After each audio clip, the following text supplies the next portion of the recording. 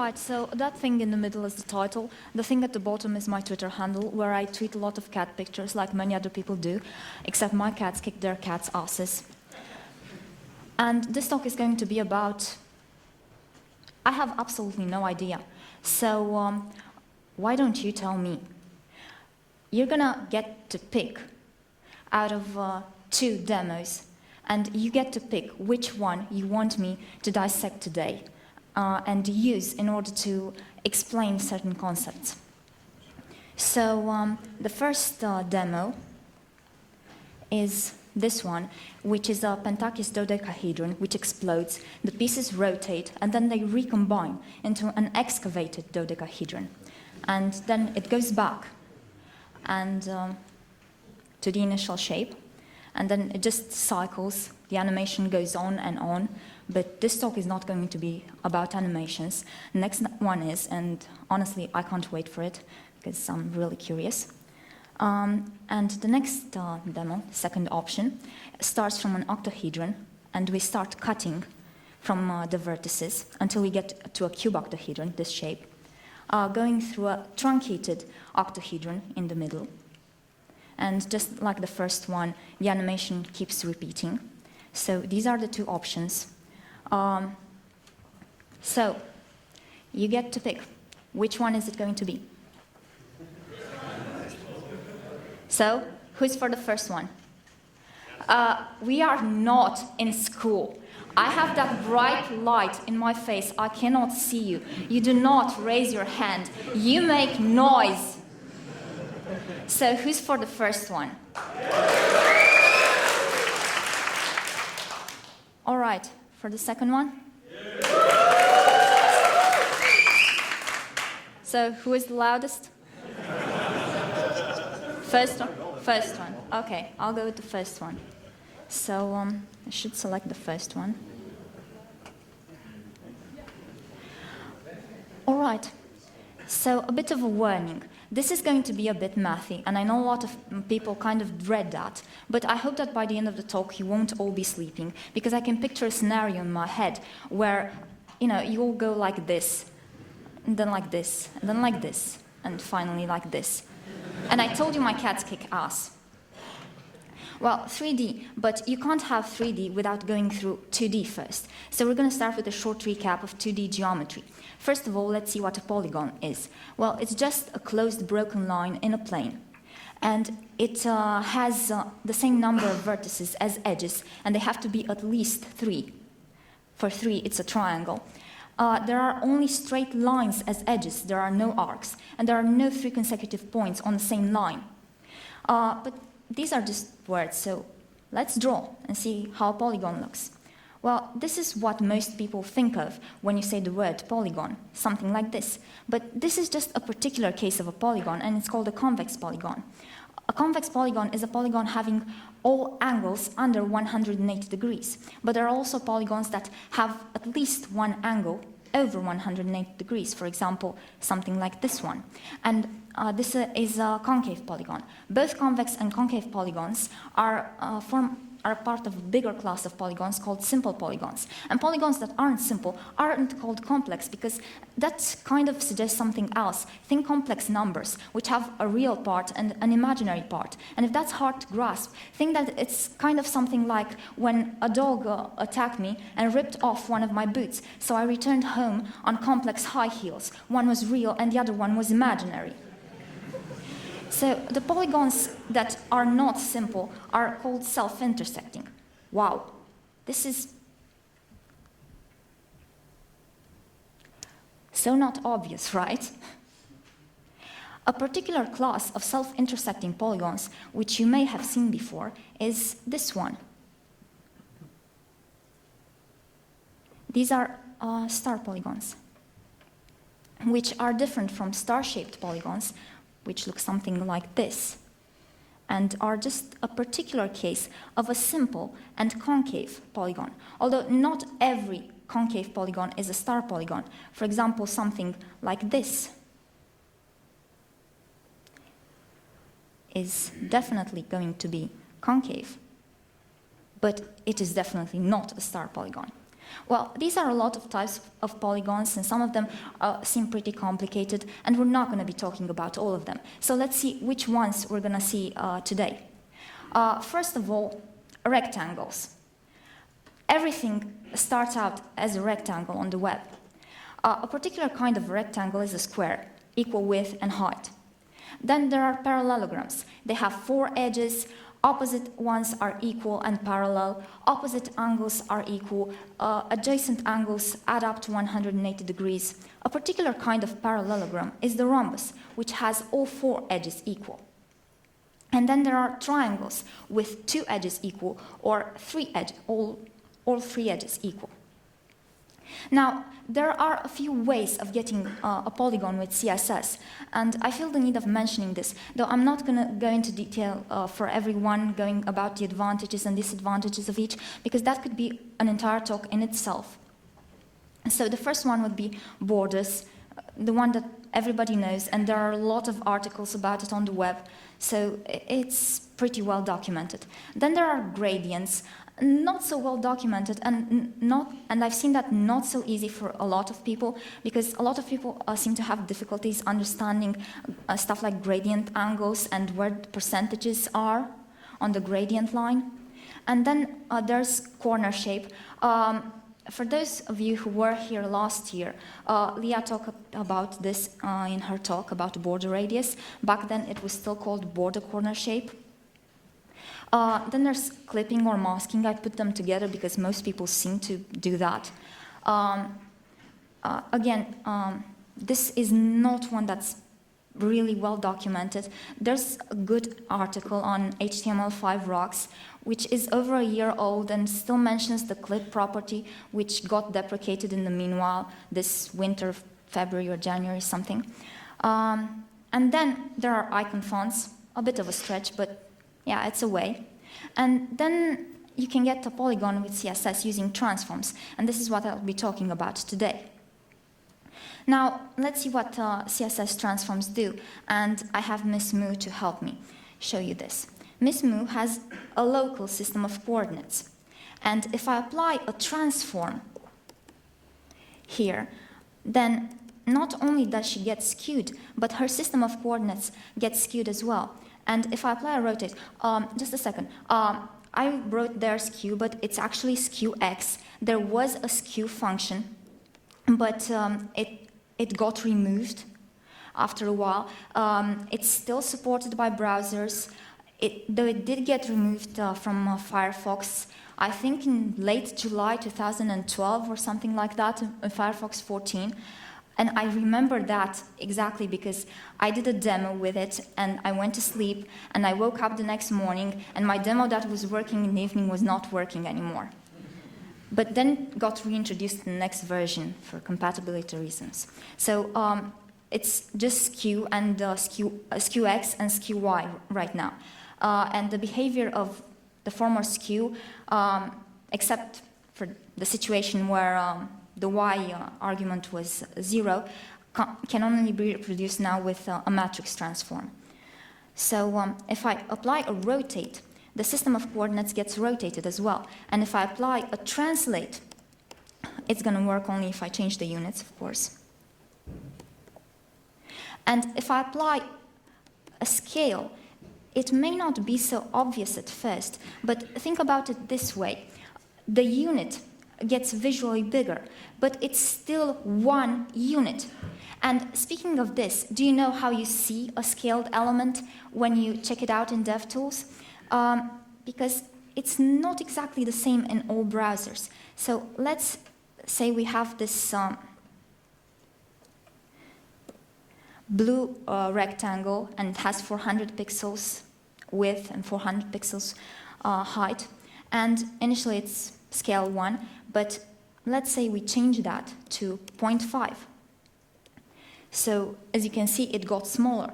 But what are we going to see in DevTools? So guess the browser. I have absolutely no idea, because I took screenshots for Chrome 34 and Opera 21, and they were both screenshot and a timestamp, and then I looked at them and I couldn't see any difference. So I have no idea which of those it actually is. And then this one is Firefox 32. Then this is IE 11. And you may have noticed I mentioned Chrome 34, Opera 21. This is IE 11, but it's Firefox 32. And I have one for the stable version of Firefox, which, just like the first one, it's 200, so it's scaled. So, as I've said, not scaled for Chrome, Opera, and IE, scaled for Firefox.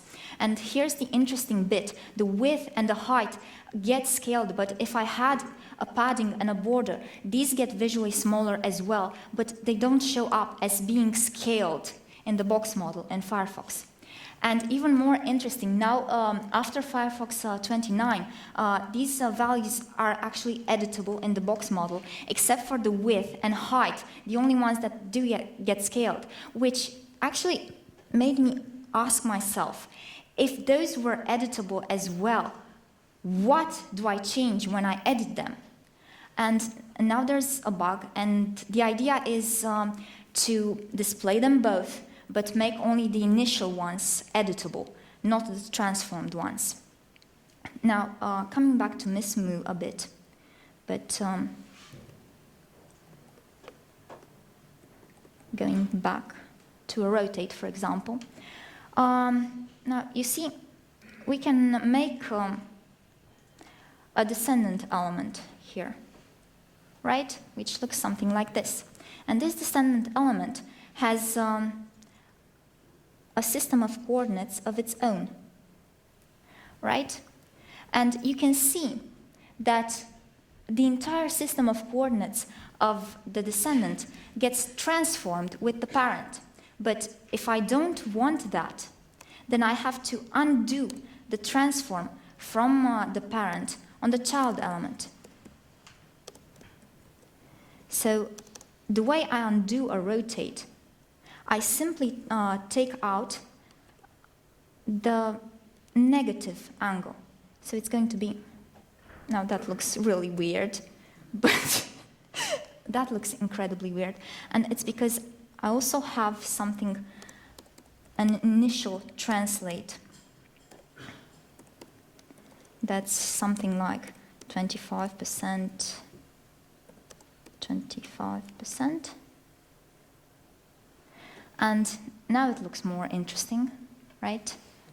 And as you can see, now the system of coordinates of the tulip isn't rotated like the one of the parent. By the way, child, pseudo-element, same thing. For the skew, it's the same. You use the negative value to undo the transform. For the translate, the same, the negative value, the minus value. For the scale, it's 1 over the value from the parent.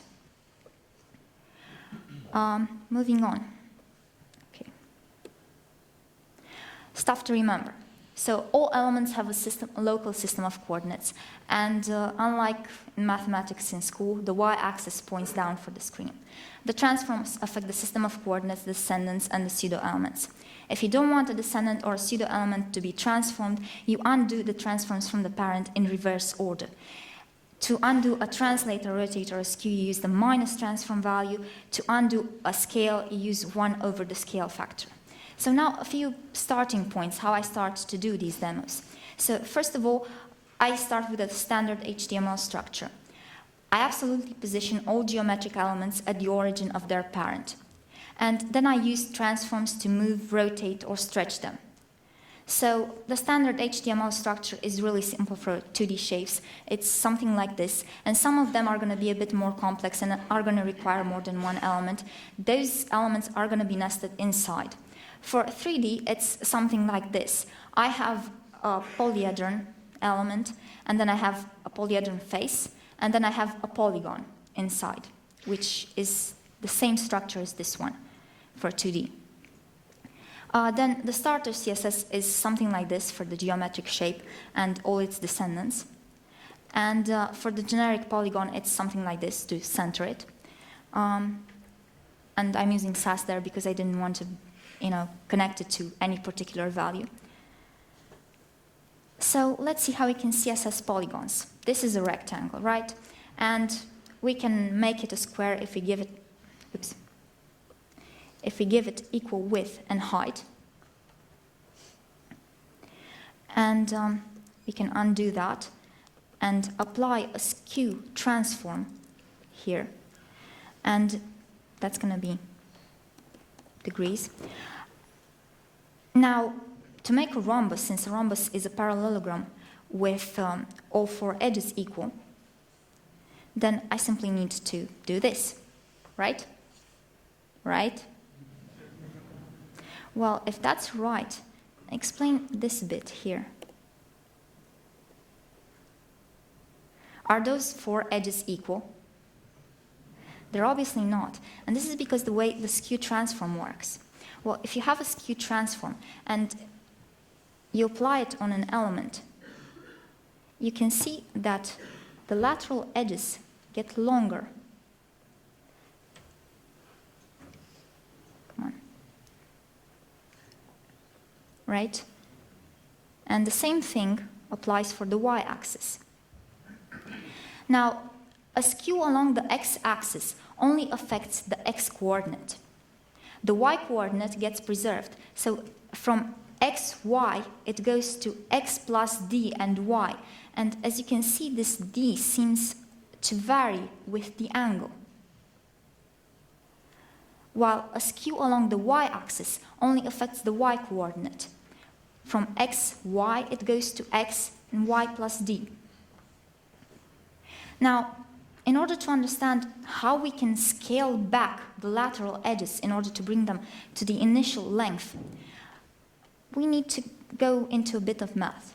And this is some basic trigonometry, and we have these relations in a right triangle, and I'm not going to explain them, but the hypotenuse equals the other two squared equals the other two edges squared, and the sine is the opposite edge over the hypotenuse.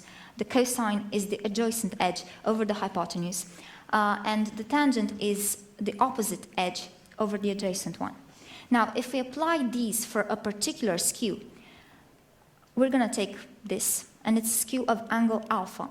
The angle of the skew is the angle between the initial other axis, not the one along which you apply the skew. In this case, it's going to be the y-axis, so the angle between the initial y-axis and the y-axis after the skew. And we take this small triangle here. The length, the initial length is L. The length of the lateral edge after the skew is M. So this edge right here is going to be L over 2, and this edge here is going to be M over 2. And if we take our arbitrary point to be 0, L over 2, then this point here, where it moves after the skew, is going to be D and L over 2.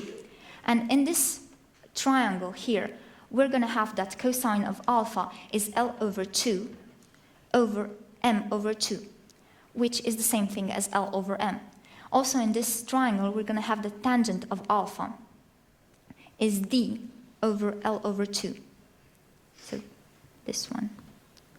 Now, this means that we can reduce the longer edge down to the initial value by scaling it with cosine of the skew angle. And if I go back here and choose a more sane option, something like 60 degrees, for which I know the cosine, I scale along the other axis, which is the y-axis in this case, and it's going to be cosine of 60 degrees, which is 0.5. And I don't actually compute these things every time, but I am going, and yes, I need to get out of the code box to move to the next slide. How not obvious. I don't use that, I use SAS, and there is no sign in SAS, but there is sign with compass, and that's what I'm using. Stuff to remember after this. A skew of angle alpha creates a parallelogram of angles 90 plus or minus alpha. A skew along an axis only affects the coordinate along that axis. The distance an element gets moved, a point, an arbitrary point gets moved, depends on skew angle alpha and the coordinate along the other axis. The edges perpendicular to the skew axis get longer after a skew. And this is basically about it, and that's how you can get a rhombus. But there are more things, mathy things here. There's the concept of incircle and circumcircle. The incircle is the circle inside a polygon, which touches all of the edges. The circumcircle is the circle on which all vertices are situated. And the number of edges can be varied. And if I increase this, it gets to approximate a circle. The polygon approximates a circle, and the two circles get to be approximately the same. The angle value of this is going to be the number of edges minus 2 times 180 degrees over the number of edges. And this is because any polygon you can, of n edges, you can divide into n minus 2 triangles. And the sum of angles in a triangle is 180 degrees. So you're going to have n minus 2 times 180 degrees. So one angle, if this is a regular polygon, is going to be divided by the number of edges. Now, this is the incircle. This is one edge of the polygon. This is the circumradius, the radius of the circumcircle. And this is the radius of the incircle. And this is the central angle corresponding to one edge of the polygon. Now, if I know the edge of the polygon, then I can compute the inradius and the circumradius using the trigonometric functions from before. So, and the number of edges of a regular polygon, and the central angle corresponding to one edge is going to be 360 over n. So the sinus of half this angle, as you can see in this triangle, which is this white triangle here, magnified a bit, you can get the sine, and from the sine you can get the circumradius. And then you can take the tangent of this very same angle, and you get the inradius from there. And I wrote some SAS functions to compute these, because I don't want to compute these every time. Moving further, so the incircle is the circle inside the polygon, touching all edges. The circumcircle is the circle containing all vertices of a polygon. Not all polygons have them, but all triangles and all regular polygons do. So, and this is the central angle corresponding to one edge of a regular polygon with n vertices or edges. Now, knowing a regular polygon's edge length and how many edges it has, we can compute its incircle and circumcircle and central angle and angle, any angle, whatever. So how can we get a triangle? Well, we start with a rhombus, and then we take a rectangle who has one dimension, at least as big as one rhombus diagonal, which is this one, and the other dimension at least half as big as the other, as half the other rhombus diagonal. And then this rectangle is inside the rhombus. So if we cut out with overflow everything outside the rhombus, then the intersection remains a triangle. Now let's see how we CSS this. So we start with the rhombus, and let's see, this is the element inside, which we want to be a rectangle, but it gets skewed by the skew on the parent.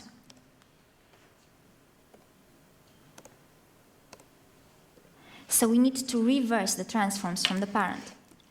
Transform, and we reverse them in the other order. So we have scale x of 2, because 1 over 0.5 is 2, and then we have skew y of minus 60 degrees, and then we have a rotate of minus 15 degrees.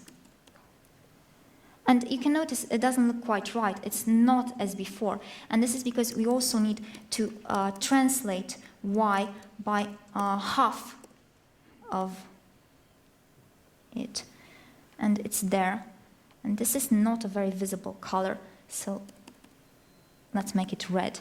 And if we cut out with overflow everything in there, and I should probably change this a bit.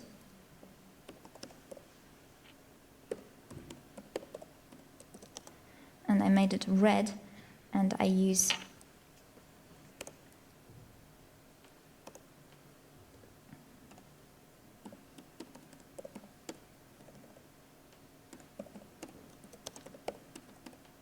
overflow hidden here.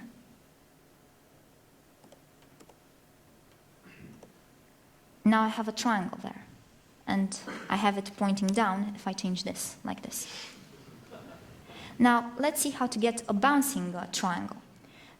You may think it's as easy as adding a set of keyframes on it, but look at this. It doesn't look as it looked before. And this is because we would need to add all these transforms from here. We would need to add them into the keyframes in order for this to be truly bouncing as we want it. But that's adding a lot of stuff into the keyframes, a lot of stuff that isn't needed. So one way I found simpler is just have another element. And it hops nicely right now. This is really useful because I can use the same set of keyframes, the same animation, for various triangles. And they can be completely different triangles. And they don't need to be all triangles, they can be different shapes. But it's the same animation for all. Now, moving on to 3D. First thing, how to build a regular pyramid. Well, we have a base, which is a regular polygon, having all edges equal, and the length is known. Then all the lateral faces are triangles, and there are as many as there are base edges. Then we either know the lateral edge length or the height of the pyramid. So knowing that, we need to compute the other. And we also need to compute the angles of the lateral triangles because we need those in order to get the triangles, because we need that angle.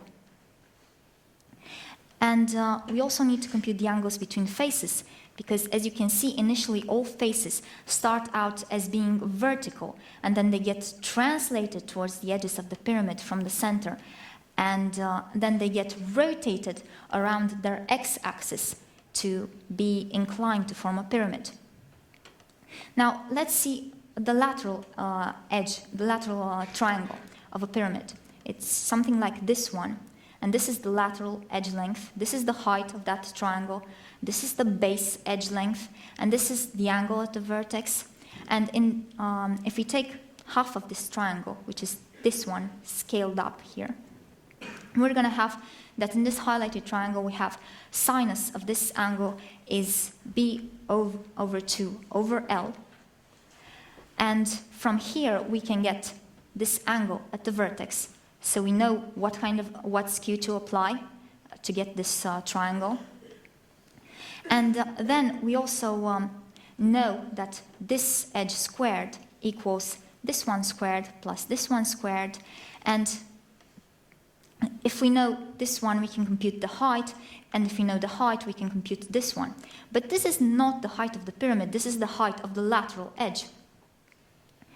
And one more thing you may have noticed here is that I'm using the asine function. This is not present in Compass. So I had two options here. I either put the value in manually, or I write my own function. So I wrote my own set of inverse trigonometric functions. And that's just a picture in case the internet doesn't work, but there is a link, and they can be found at this link. And I also wrote an article about everything behind it, and you can read that article. I'm not going to go into it right now. But in our case, let's see. This is the pyramid, and we can take this triangle, who has one edge as the height of the pyramid. I hate you, Windows 8. And this is the height of the lateral face. And this is the base in radius. And this is the angle between the lateral face and the base. And in this triangle, we have the following. Cosine of this angle is the in radius of the base over the height of the lateral face. And we can get the angle from there. Also, we have that tangent of the same angle is the height of the pyramid over this base in radius. And of course, we can get the angle from there too. And we also have this relation in this triangle, which can also be written like this. So knowing any two of these values, we can get out the third in any circumstance. Now, let's see what is a regular dodecahedron. It's a shape, a 3D shape, with 12 faces. They're all pentagons. And there are 3 faces meeting at each vertex, which gives us that we have 20 vertices, because we have 5 edges multiplied with the number of faces, and then we divide by the number of faces meeting at each vertex. So we have 20 vertices. We have 2 faces meeting at each edge, so we're going to have 30 edges, and we have 160 diagonals. But that's just a random fact. A pentakis dodecahedron is just the dodecahedron before. I hate you. And we plant pyramids onto the faces. So we slam them on from all sides, and I should have made this faster, but I didn't. So you just get to watch it for a little longer. And there's one more to be capped there, and then just repeats. So if we replace the values from what I've shown you, computing as I've shown you before, for this shallow regular pentagonal pyramid, we have the base edge, and we have the central angle corresponding to the base edge. That's computed. That's 360 over 5, because there are 5 edges. And the base in radius, we get it from this formula, and it's approximately 0.69. The pyramid height, we take it to be the edge over 4. The lateral face height computes to something like this. The lateral edge computes to 0.89, and the lateral face top angle, which we need to get in order to get the lateral triangles, is 53 something. And the dihedral angle is 19.92. And let's see how we code the pyramid. So we first have to translate this forward by the in radius of the base. So the base edge is approximately 10 ems, and the in radius was 0.69, so that gives us 6.9. So we're going to have a translate z of 6.9 ems. And this brings it forward. And then we need to rotate by 90 degrees minus the dihedral angle, which was 90.92, something like that, I think. So that would give us 70.08 degrees. And this is just for the front one. But we can also use a rotate 72 degrees, because that's the central angle, and it's rotate y. Forgot the y there. And we can move it around, 72 minus 72, and it can also be 144 or minus 144, and so on. But you can't see it really well, so we can apply a transform on the pyramid as well. And let's say rotate y of 65 degrees. And this looks completely wrong. It looks flattened. You know, Tom and Jerry. Jerry drops an anvil on Tom. Tom gets flattened. Something like that. And why in hell does this happen? Well, this is because of the way 3D nesting works. So if I don't have any kind of transform on the parent, but I do have transforms on the children, as you can see, the doors are transformed in 3D. And they look 3D. But if I apply a transform on the doors, let's say rotate 45 degrees y in 3D, then they look flattened. And if I exaggerate it, it's going to be more obvious, because they look flattened. And this is because there is a property, a CSS property, called transform style. And its default value is flat.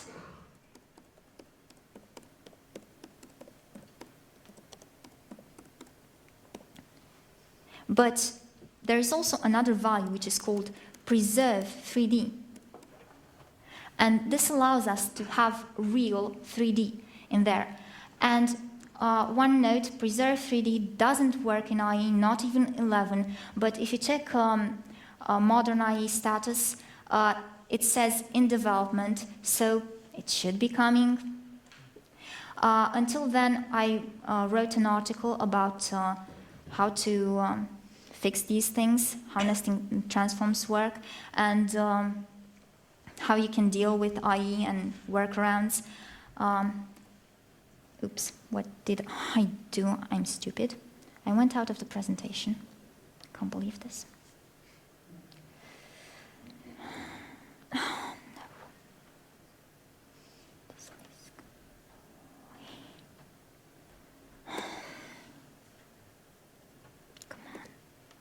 Do you react? Okay, it doesn't react.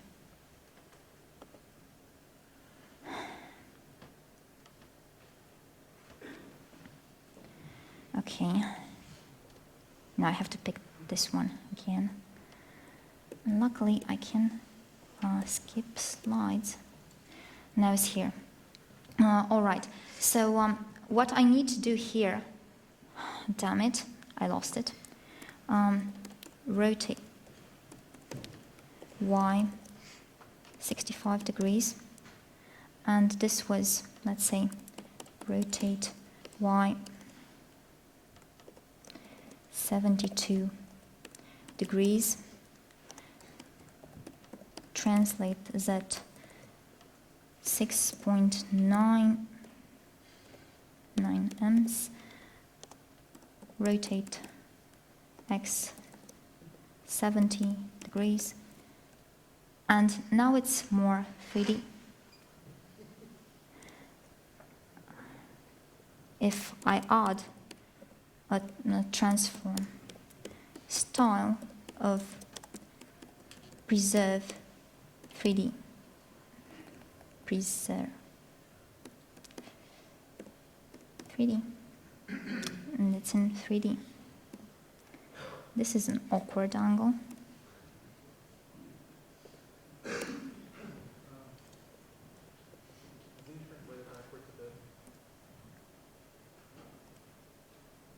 Something. No, 35. Something. It gets awkward at certain angles. Another way to flatten this thing is if you use something like a scale Z. Now, a scale Z has no influence on the actual element, but it does change its descendants, because the actual element is flat, but its descendants that are 3D transformed get along the Z dimension of the parent.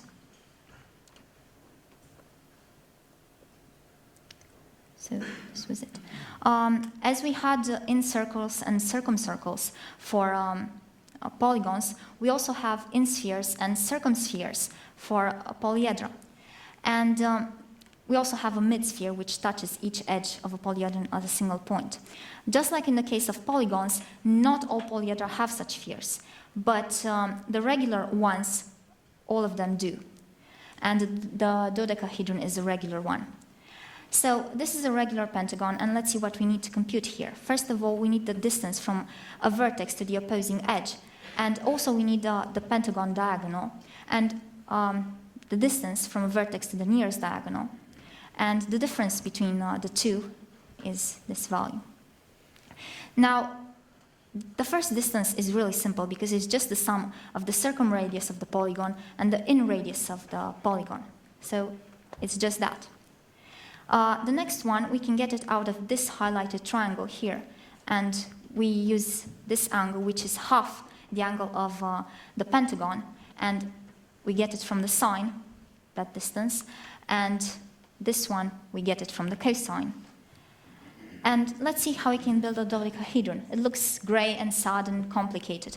But we can split it into two cups. And one cup has a pentagon as the base and 5 other petals on the laterals. And we can take a sectioning plane. And this sectioning plane cuts a pentagon inside the dodecahedron. And this pentagon has the edge equal to the diagonal of a lateral pentagon. The distance between the two cup bases is the sum of the distances from each base to the sectioning plane. So now let's see how we can get the distance to the sectioning plane. Well, we simply get a projection of the base plane onto the sectioning plane. And then we consider that highlighted triangle there. Right? And this is the sectioning plane and the projection on it. So, and this is going to be this edge here. And it's going to be the difference between the inner radius of the pentagon of the sectioning plane and the inner radius of the projection, which is equal to the base. So in this, here we have this equals the difference between the two inner radii. And from this triangle, we get this distance that we wanted. And we also get this angle here.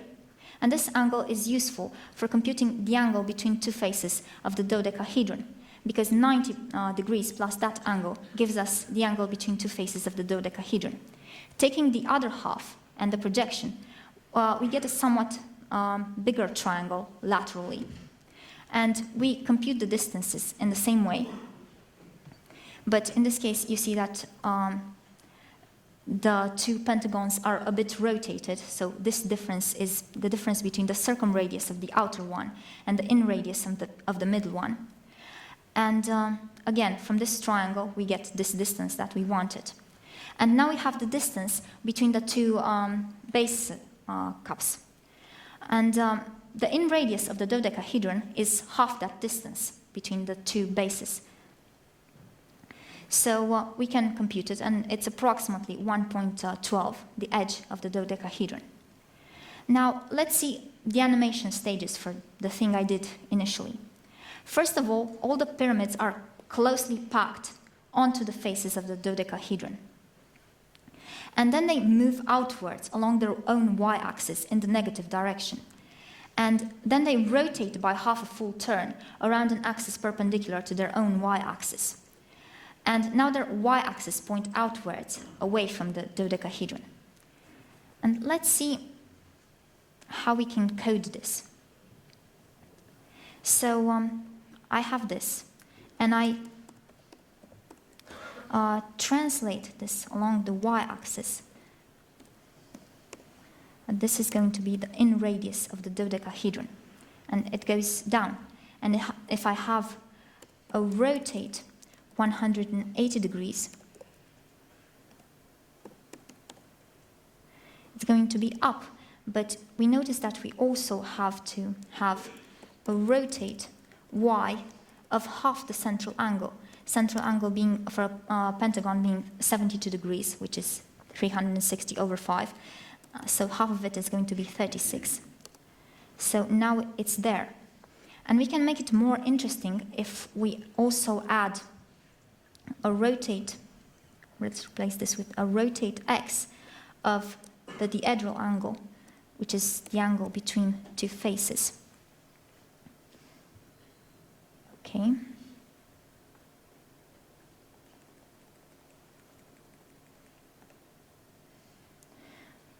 And then we also rotate y 36 degrees, and it's on that face.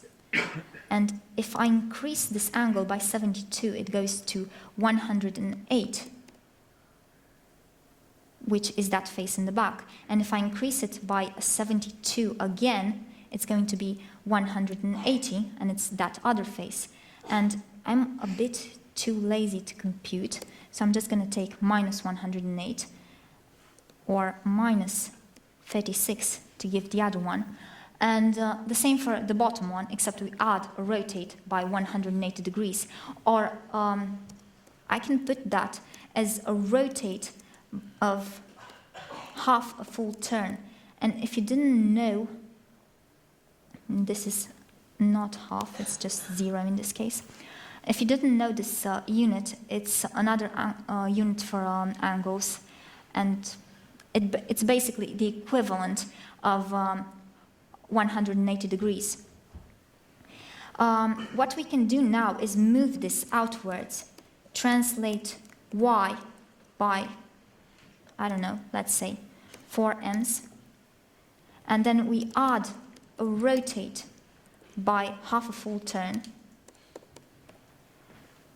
and then we do another translate along the y-axis of the pyramid by also 4m's, and it got back into the opposite direction.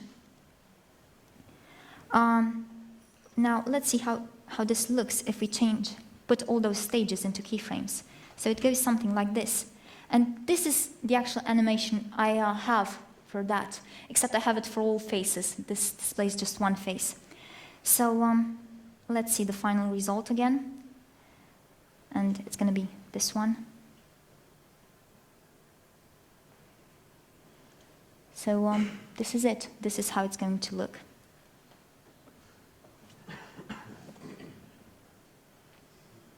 Whole thing. And there are a few other. This is the other example I showed you with truncating an octahedron. And this one is an expansion. So it expands from a tetrahedron. I pull the faces outwards, and there are other faces opening up at the vertices and at the edges. And then there's this one, a cube exploding into a rhombic dodecahedron. And then I can take this shape and explode it as well, and then recombine these pyramids into the first stellation of the rhombic dodecahedron, which looks something like a mace, which is that thing you use to break somebody's skull. And then we can truncate and rectify a cube, just like for the octahedron. And then we can expand and collapse a dodecahedron. So we pull the faces outwards, and then we collapse it, but we collapse it into an icosahedron. And there are a lot more 3D solids on my CodePen profile. And there are also 3D surfaces, such as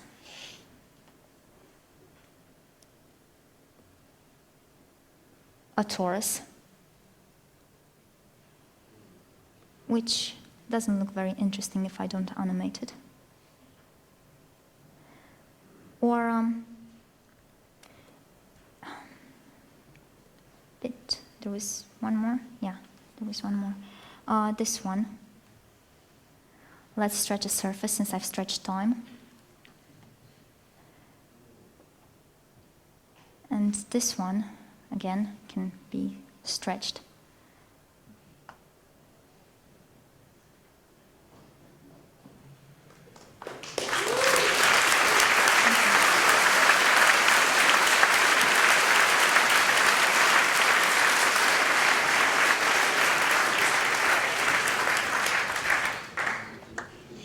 Give me a second, please. Hello? Yeah, I'm on stage. Tell the kids they have to pay more attention in school. I'm assuming that it's possible to animate the folding of a tetraflexagon, right? We have one question. We only have time for one question. Someone asked if it's possible to build CSS polygons with percentages so that they could basically grow and shrink with the containing element, the container. I use M's so I can change the font size and make them scale nicely that way. And yes, you can use percentages, but the thing is, if you want to do 3D and use percentages, you can't use percentages if you do a translate 3D, because that is a percent of the dimension along that direction. And along the Z direction, that's 0. It's always going to be 0. So you can't use percentages for 3D. Okay, thank you. That's